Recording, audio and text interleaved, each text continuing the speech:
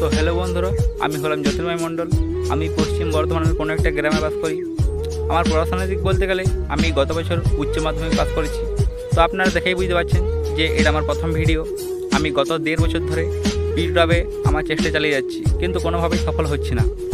আমি জানি যে আপনাদের ভালোবাসা আর সাহায্য ছাড়া আমি কোনোভাবেই উপরে উঠতে পারবো না, তাই আপনারা একটু সাহায্য করবেন। তো আজ এতটাই, দেখা হবে পরের ভিডিওতে।